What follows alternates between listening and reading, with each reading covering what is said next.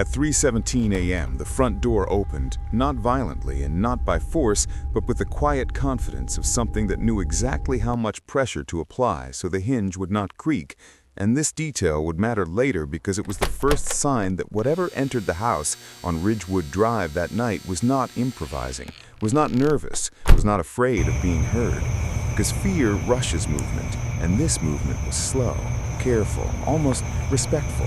The kind of movement used by people who have walked the same hallway before and memorized the floorboards that sigh instead of snap. The kind of movement that suggests familiarity rather than intrusion. And the camera above the door recorded the event without emotion, a simple timestamp, a quiet click, an entry logged as authorized even though no one in the house was awake enough to authorize anything at all. And when the door closed again 60 seconds later, nothing about the street changed. The porch lights remained steady, the neighboring houses slept on, the oak trees stood unmoving, and the only difference was that inside the house, something irreversible had already begun, because Ridgewood Drive was the kind of street where nothing happened until suddenly something had happened so completely that the absence of warning itself became the most frightening detail. And people would later say they always thought the house felt a little colder than the others, a little quieter, a little too polite in the way it kept its secrets. But hindsight is generous with intuition and cruel with honesty.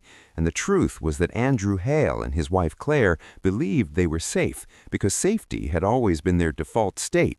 Because Andrew was a dentist who worked predictable hours and paid his taxes and volunteered at community clinics and shook hands firmly and smiled with teeth that looked professionally maintained because they were. And Claire was the kind of woman who remembered birthdays and labeled storage bins and checked on her children twice each night, even when she told herself she was being paranoid. And the house reflected them, orderly and warm and filled with the soft clutter of a life that believed in continuity, in tomorrow arriving as planned, in doors being locked meaning something. But belief is not the same as protection. And on the night everything ended, there was no scream, because screaming implies surprise, and surprise implies ignorance. And whatever woke Andrew did not startle him so much as confirm something he had already feared. Because witnesses later described the way the sheets were arranged, the way the bed was not torn or twisted, the way the bodies were found as if sleep had been interrupted rather than shattered. And investigators would quietly admit that this bothered them more than blood ever could. Because chaos makes sense in moments of violence, but calm suggests consent or resignation or recognition. And none of those were things anyone wanted to associate with a double homicide in a house where children slept untouched down the hall, breathing evenly, dreaming of nothing that could prepare them for what the walls had just learned to remember. And when morning came, it did so without urgency, sunlight creeping into windows, the house remaining stubbornly quiet, Andrew missing his first appointment, then his second, then his third, Claire's phone lighting up and going dark again and again, unanswered, and it was her sister Megan who felt the first real fear, because familiarity teaches you when silence is wrong. And when she arrived at the house, the front door was unlocked, and this detail would be repeated in every article, every report, every whispered retelling, because unlocked doors are unsettling in ways broken ones are not, because broken doors tell you someone fought back, while unlocked doors suggest either trust or inevitability. And inside the house, the air felt stale, as if it had been holding its breath all night. And Megan would later say she knew before she reached the stairs that something in her chest tightened in a way that bypassed logic, and she called their names, even though she already understood that no one would answer. And the bedroom door was open just enough to let the truth spill out without requiring her to step inside. And police arrived and did what police do, secured the scene, spoke in controlled voices, used phrases that sounded procedural but carried weight. And the phrase, "no signs of forced entry," would become the axis on which the entire case rotated, because it meant the house had not been invaded so much as accessed. And access implies knowledge, and knowledge implies proximity, and proximity implies time.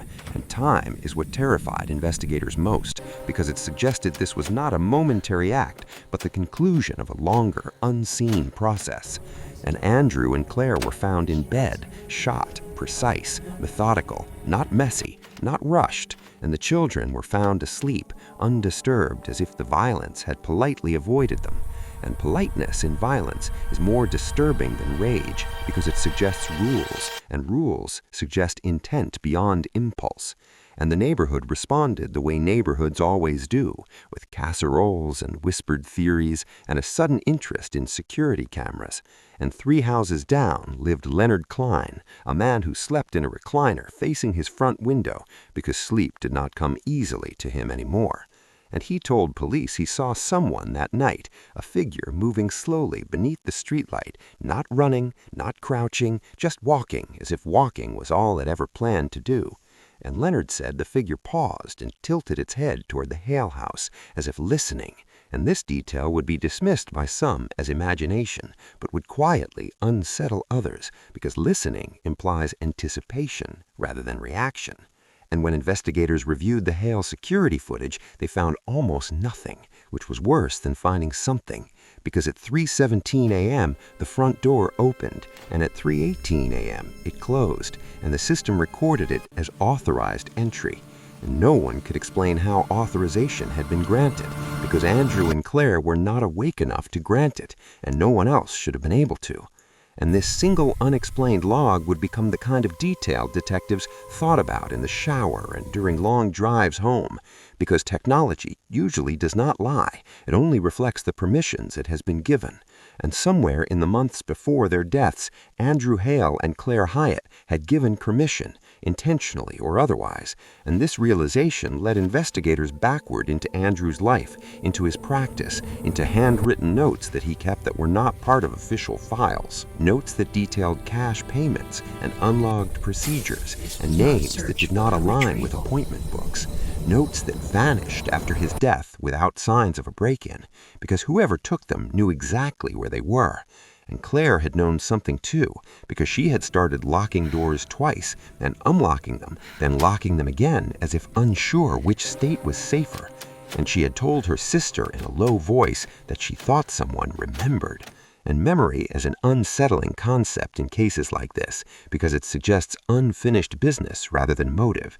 And when police searched the basement, they found a false wall behind shelving that had been moved recently, and behind it, a small soundproofed room, windowless, empty, except for a single chair bolted to the floor.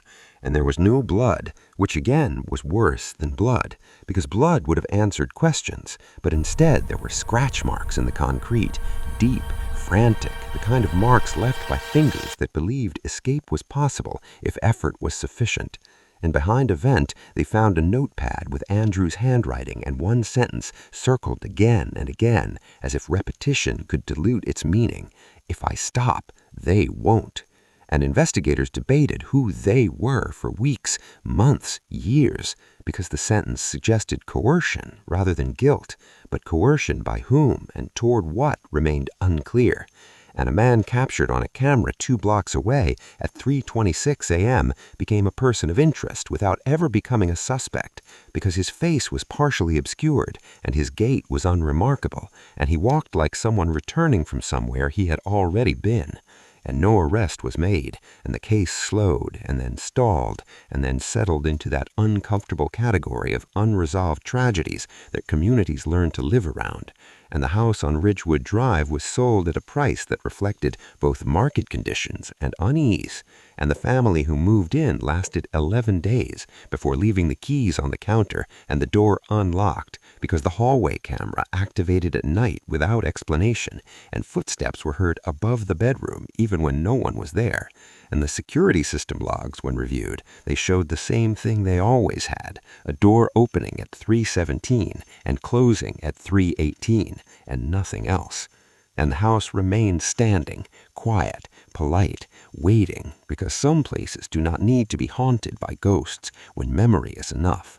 And some crimes are not about violence, but about access, and some doors do not need to be forced because they were never truly closed to begin with.